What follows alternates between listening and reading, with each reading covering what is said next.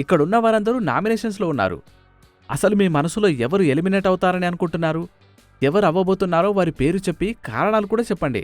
రోజా, నువ్వు ఎవరు ఎలిమినేట్ అవుతారనుకుంటున్నావు? నేను ధరణి గారు ఎలిమినేట్ అవుతారని అనుకుంటున్నాను. ఆయన గేమ్ మీద కాకుండా బంధాల మీద ఇంట్రెస్ట్ బాగా చూపిస్తున్నారు. అదేంటమ్మా అలా అంటున్నావు? అలా రోజా అనడంతో మనీజాకి మరియు భవ్యకి చాలా కోపం వస్తుంది. ఏం మాట్లాడుతున్నారు మీరు అసలు?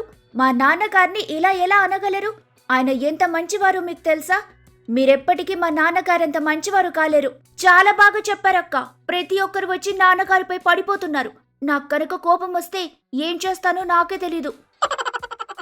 అలా మనీజా మరియు భవ్య ఇద్దరూ రోజాతో గొడవ పడతారు.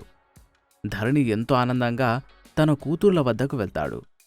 సీతమ్మ వాకిట్లో సిరిమల్లె చెట్టు సినిమాలోలాగా ధరణి అటొక కూతురుని ఇటొక కూతుర్ని కూర్చోబెట్టుకుని ఇలా చెప్తూ ఉంటాడు. ఎంత చక్కగా పోరాడారా, ఎగబడిపోయారు.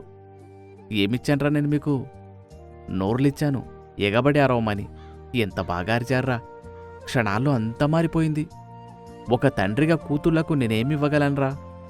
ఇదిగో ఈ హౌస్లో ఉన్నంతవరకే ఈమె నీ అక్క, ఈ హౌస్లో ఉన్నంతవరకే ఈమె నీకు చెల్లి. అయినా మనం ఏం కోరుకోగలంరా దేవుణ్ణి? మన బ్యాండ్కి ఎదురొచ్చిన వాడు గేట్ తీసుకుని బయటకు వెళ్లాలని తప్ప ఏం కోరుకోగలం?